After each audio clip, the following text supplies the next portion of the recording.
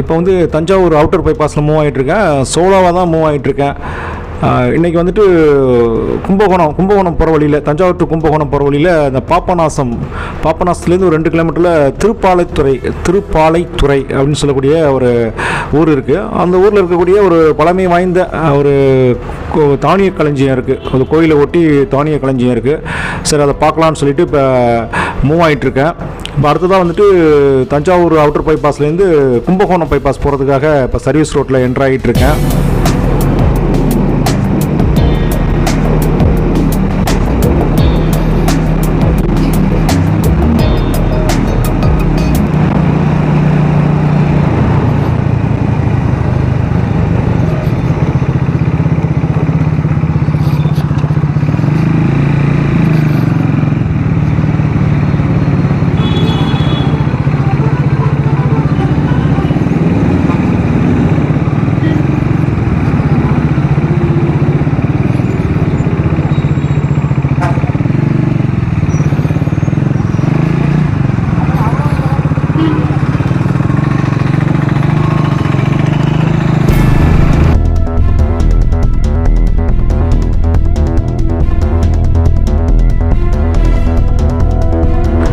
இப்போ வந்து சில மாதங்களுக்கு பிறகு இப்போ அந்த கும்பகோணம் பைபாஸ் ரோட்டில் மூவ் ஆகிட்டுருக்கேன். நியூ பைபாஸ் ரோட்டில் மூவ் ஆகிட்டுருக்கேன்.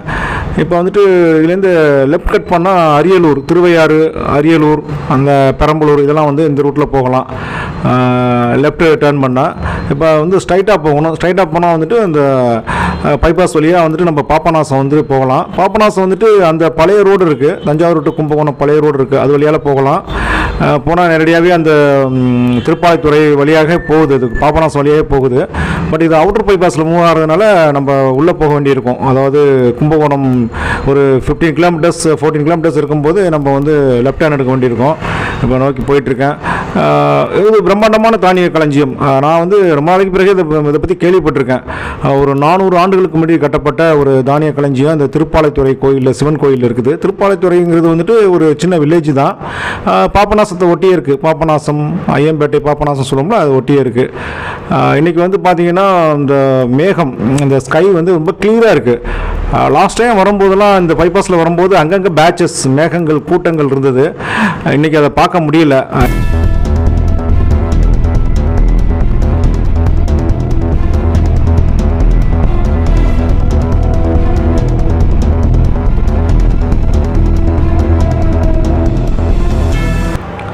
இப்போ தமிழ்நாட்டில் இருக்கக்கூடிய நேஷ்னல் ஹைவேல மிக அழகான நேஷ்னல் ஹைவே வந்து தஞ்சாவூர் டு கும்பகோணம். கும்பகோணம் தாண்டி நல்லாயிருக்கு. இந்த அணைக்கரையெல்லாம் பார்த்திங்கன்னா ரொம்ப அழகாக இருக்கும். அணைக்கரை அந்த பாலம்லாம் ரொம்ப அழகாக இருக்கும். புது பாலம்லாம் ரொம்ப அழகாக இருக்கும். ஒரு பிரம்மாண்டமான பாலம், பல கிலோமீட்டருக்கு போட்டிருக்காங்க. அதெல்லாம் லாஸ்ட் டைம் நான் போயிருக்கேன். இதோட 2 டைம் அதில் போயிருக்கேன். ரொம்ப ஒரு பிரம்மாண்டமான பாலம் அங்கே கும்பகோணம் தாண்டி அணைக்கரை.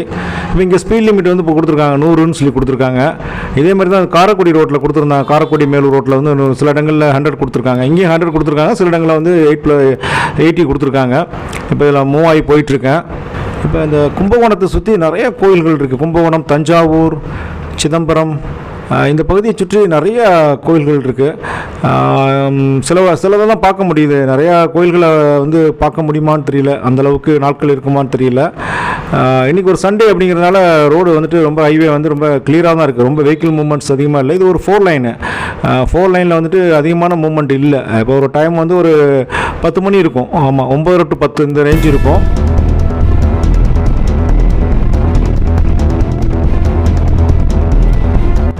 இப்போ இந்த ஹைவேயில் வந்து அந்த சென்டரில் வந்து செடி வச்சுருக்காங்க. சில இடங்களில் அரளி செடி வச்சுருக்காங்க, பூத்துருக்கு. நிறைய இடங்களில் வந்து இந்த மருதண்டி செடி, மருதண்டி செடின்னு சொல்லுவோம்ல, அதுதான் வச்சுருக்காங்க நினைக்கிறேன். ரொம்ப பார்க்குறதுக்கு அழகாக இருக்குது, க்ரீனாக இருக்குது. இது வந்துட்டு ஒரு க்ரீன்ஃபீல்டு ஹைவே தான், NH 36.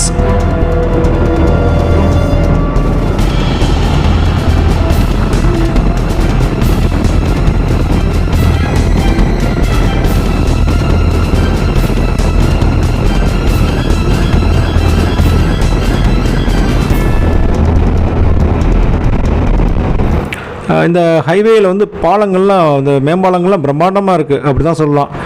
பிரம்மாண்டமான பாலங்கள், எப்போயாச்சும் ஆப்போசிட் டைரெக்ஷனில் மூவ் ஆகி வர்றாங்க, பைக்கோ அல்லது ஆட்டோலாம் மூவ் ஆகி வர்றாங்க. இது ரொம்ப ரொம்ப ரொம்ப ஆபத்தானது. இப்போ திட்டை வந்து லெஃப்ட் சைடில் வந்து போனால் திட்டை வரும், லெஃப்ட் சைடில் வந்து திட்டை. அது முக்கியமான இடம். திட்டை அப்படிங்கிறது முக்கியமான இடம். நான் ஏற்கனவே போயிருக்காங்க.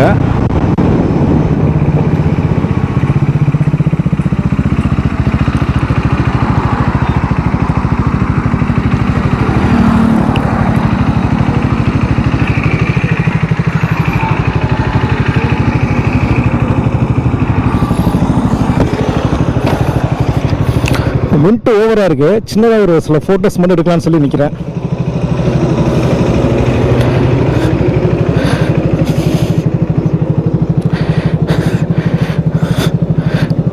நான் மட்டும் இங்கே வெயிலில் நடந்துட்டுருக்கேன். எல்லாம் பார்த்துட்டு போகிறாங்க, என்னன்னு தெரியல. திட்டை வந்து லெஃப்டில் தான் போட்டிருக்கு. மெலட்டூர் தான் ரைட்டு, திருக்கற்காவூர் மெலட்டூர். திட்டை வந்து ரைட் சைடு தான், இல்லை சாரி லெஃப்ட் சைடில் தான். நான் கூட தவறாக சொல்லிட்டேன். கீழே போர்டு போட்டிருக்கு, இந்த போட்டிருக்கு போர்டு.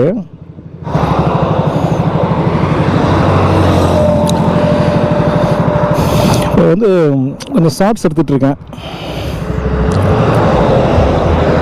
ரொம்ப அழகாக இருக்குது இந்த இடம். இங்கெல்லாம் விவசாயம் நடந்து முடிஞ்சிருக்கு. அந்த திட்டை ரோட்டில் கார்கள்லாம் போயிட்டுருக்கு.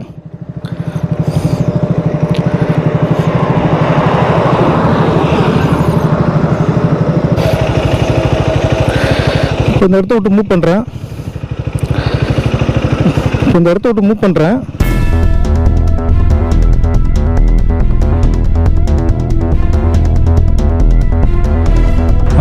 இன்னங்கிற மாதிரி ஸ்பீடு போக சொல்லுது.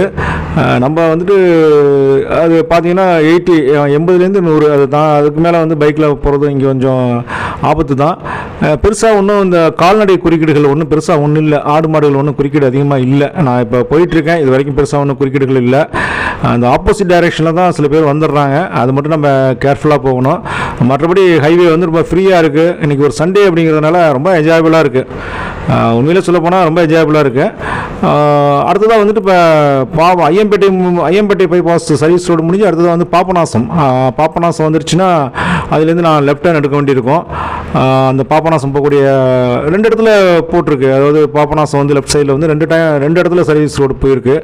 நம்ம வந்து நியரஸ்ட்டாக போயிட்டு அந்த பாபநாசத்துக்கு நேராக வந்து லெஃப்ட் ஹேண்ட் எடுக்கணும், உள்ளே போகணும்.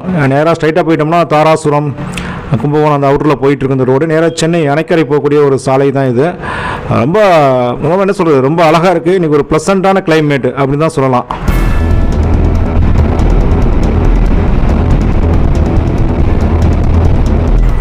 இப்போ வந்து கார்கள்லாம் பார்த்தீங்கன்னா 4 வீலர்லாம் ரொம்ப ஃபாஸ்ட்டாக போயிட்டுருக்காங்க. ரொம்ப ஃபாஸ்ட் பண்ண முடியாது, ஒரு 100+ போயிட்டுருக்காங்க.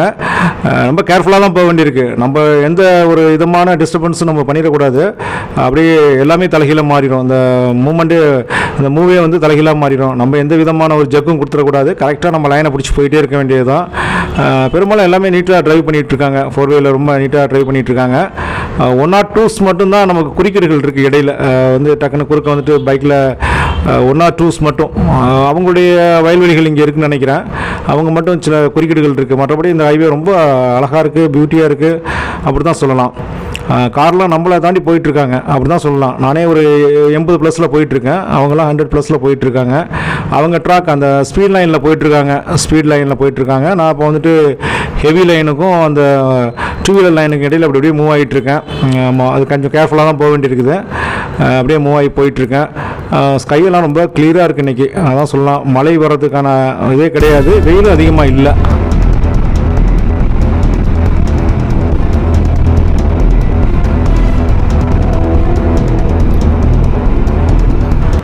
இப்போ வந்து டோல் பிளாஸாட்ட வந்தாச்சு. இப்போ எல்லாமே கட்டண விவரம்லாம் போட்டிருக்காங்க. ட்ரக்குக்கு, காருக்கெலாம் எவ்வளோன்னு சொல்லி விவரங்கள்லாம் அதில் போட்டிருக்காங்க, சைட்லேயே போட்டிருக்காங்க. இப்போ அதை நோக்கி அதை தாண்டி மூவ் ஆகிட்டுருக்கேன். ஓவர்சீஸ்டு வெஹிக்கிள் லேண்ட் 1. பெரிய பைக்கில் வந்து அதில் போக முடியாதோ? ஏன்னா ஆட்டோவுக்கு கிடையாது, இருந்தாலும் ஆட்டோவுக்கு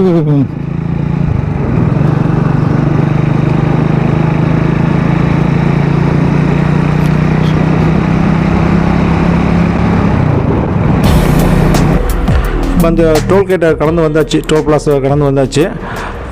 இதில் நான் வந்துட்டு இப்போ ரீசெண்டாக காரில் வரல, பைக்கில் தான் வர்றதுனால இதோடைய டோலோடைய சிஸ்டம் எனக்கு தெரியல. எப்படின்னு ஆட்டோமேட்டிக்காக ஸ்கேன் ஆகுதா, வண்டி பிரேக் பண்ணி விடுறாங்களா அப்படின்லாம் எனக்கு தெரியல. பெரும்பாலும் அந்த ஒரு சில இதில் பேரியர் போட்டு பிரேக் பண்ணி தான் விடுவாங்க, போஸ்ட்டு போட்டு செக் போஸ்ட் மாதிரி போட்டு விடுவாங்க. பட் இங்கே எப்படின்னு தெரியல.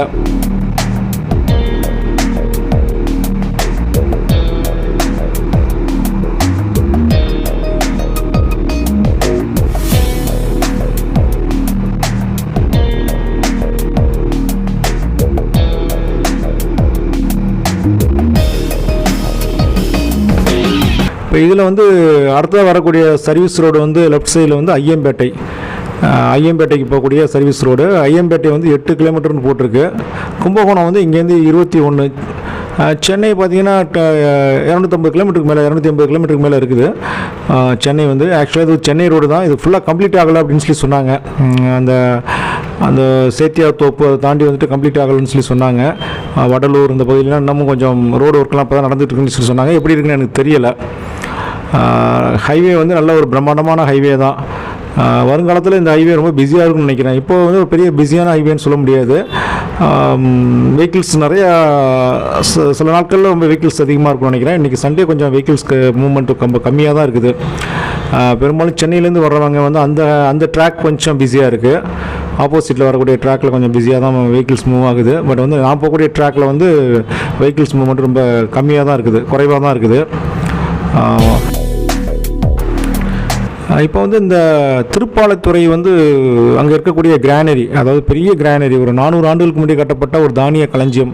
இந்த வீடுகளெலாம் இருக்கக்கூடிய பத்தாயம் சொல்லுவோம்ல, அது மாதிரி பெரிய பத்தாயம். நான் இது வரைக்கும் நேரடியாக போனதில்லை, வீடியோஸில் பார்த்துருக்கேன். இப்போ தான் முத அந்த இதை பார்க்க போகிறேன். 400 ஆண்டுகளுக்கு முன்னாடி தஞ்சாவூர் இங்கேருந்து பார்த்தீங்கன்னா ஒரு 30 கிலோமீட்டர் தான் தஞ்சாவூர் இருக்குது. அப்போ இருக்கக்கூடிய நாயக்கர் மன்னர்கள் வந்து இதை கட்டினதாக சொல்லி போட்டிருக்கு. அடுத்த பண்டாரவாடைன்னு சொல்லக்கூடிய ஊர் வந்து லெஃப்ட் சைடில் சர்வீஸ் ரோடு கட்டாயி போயிட்டுருக்கு. அந்த தானிய களஞ்சியம் வந்துட்டு ஒரு பிரம்மாண்டமான தானிய களஞ்சியம், அது தமிழ்நாட்டிலே ஒரு முக்கியமான தானிய களஞ்சியம்.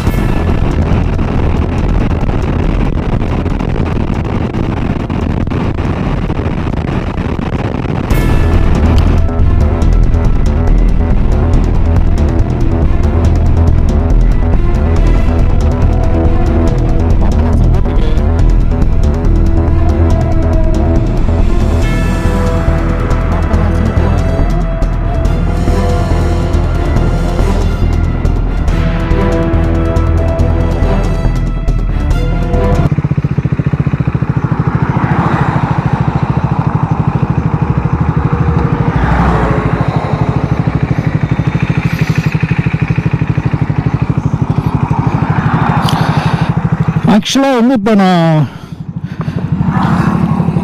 பாபநாசம் தான் போகணும். 9 கிலோமீட்டர்ஸ் போட்டிருக்கு. முன்னாடியே கட் ஆகுதா? இவ்வளோ தூரமாக போக வேண்டியதில்லை. ஓகே. இப்போ அடுத்ததாக வரணும். இது பாபநாசம் முன்னாடியே கட் ஆகுதுன்னு நினைக்கிறேன். இப்போ பாபநாசம் இதில் போகக்கூடாது, அடுத்ததாக போகணும். மேப் போட்டிருக்கேன், இருந்தாலும் அப்படி செக் பண்ணிட்டேன். இறங்கி ஒரு சின்னதாக ஒரு ஃபோட்டோ எடுத்துகிட்டு போவோம்.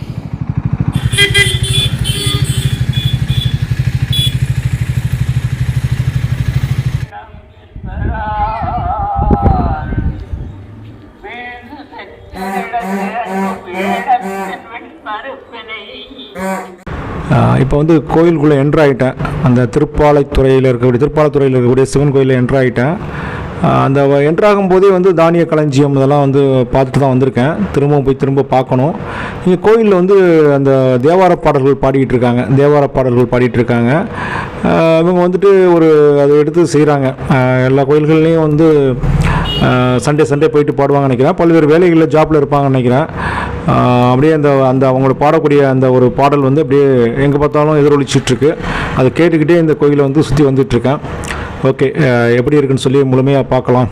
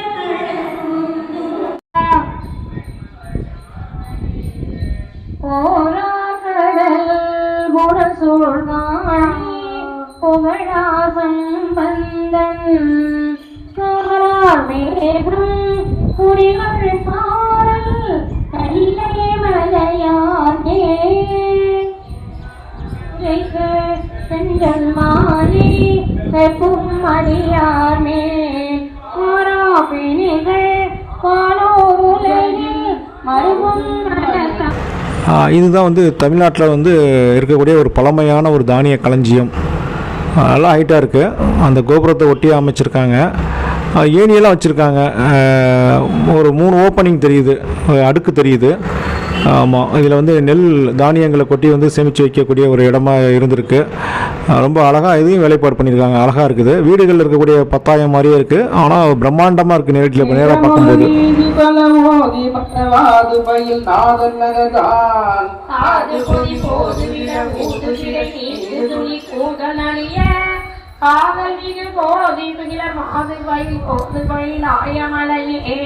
சென்று பல வென்றுளவு குந்தலைய குன்றலொடு கொண்டி உடனே நின்ற மலர் என்றும் கொடுத்து செய்த பருத்தகளில் பொறுப்பு இடை விருப்பம் உடையிருக்கையை ஒரு கூடன் அரக்க உணரான் ஒருத்தியை வேறுக்குறவே புரிவினவர் பிரிவில் நகர்தான் பெரிய எரி உருவம் அது பெரிய ஒரு பரிவு தரும் அருமையதனால் கரியவனும் அரிய மறை உரியவனும் அருவு கையிலாயம் அண்ட கொடு சண்டி பணி கண்டடிமை கொண்ட இறை துண்ட மதி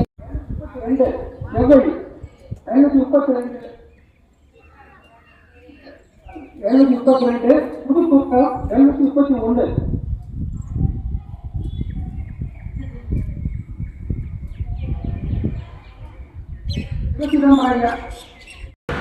இப்போ இந்த கோயிலில் வந்து கல்வெட்டுகள் அதிகம் பார்க்க முடியல. குறைவான கல்வெட்டு தான் இருக்குது. நம்ம இந்த கல்வெட்டெல்லாம் வந்து ரொம்ப ரசித்து பார்த்துட்ருக்கேன். எனக்கு கல்வெட்டு படிக்க தெரியாது. இருந்தாலும் அந்த கல்வெட்டுகளை பார்த்துட்ருக்கேன். அழகான சிற்பங்கள்லாம் இருக்குது. இப்போ இங்கே வந்திருந்தவங்க சொன்னாங்க, அந்த கல்வெட்டு அவங்களுக்கு படிக்க தெரியுமா, பட் வந்து திருச்சிலேருந்து வந்திருந்தாங்க. பட் அவங்களுக்கு நேரம் இல்லை, கிளம்பிட்டாங்க. நான் கல்வெட்டை பார்த்துட்ருக்கதை பார்த்துட்டு அவங்களுமே கல்வெட்டு படிக்க தெரியுமான்னு கேட்டாங்க. பட் வந்துட்டு அவங்களுக்கு ஓரளவு தெரியும். பட் அவங்களுக்கு நேரம் இல்லை, அவங்க திருச்சி போயிட்டுருக்காங்க. அதனால் இப்போ வந்துட்டு நான் அப்படியே இதை பார்த்துட்டு அப்படியே கிளம்பலான்னு சொல்லி இருக்கிறேன். ரொம்ப அழகாக இருக்குது, பார்க்குறது ரொம்ப அழகாக இருக்குது.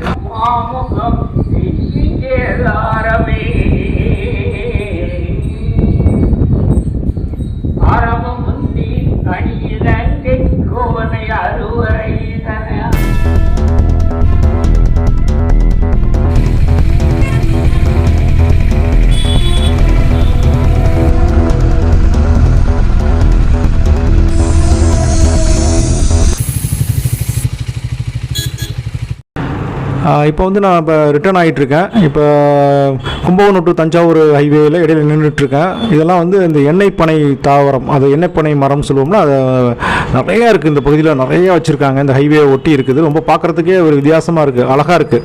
தென்னை மரம் மாதிரியே இருக்குது, பட் எல்லாமே எண்ணெய் பனை.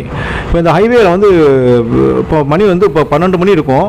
நல்ல வெயில், சரியான வெயில், காணல் நீர் அப்படின்னு சொல்லுவோம்ல, காணல் நீர் தான், எங்கே பார்த்தாலும் காணல் நீர் தான் இருக்குது. ஓகே, பார்க்கலாம் மீண்டும்.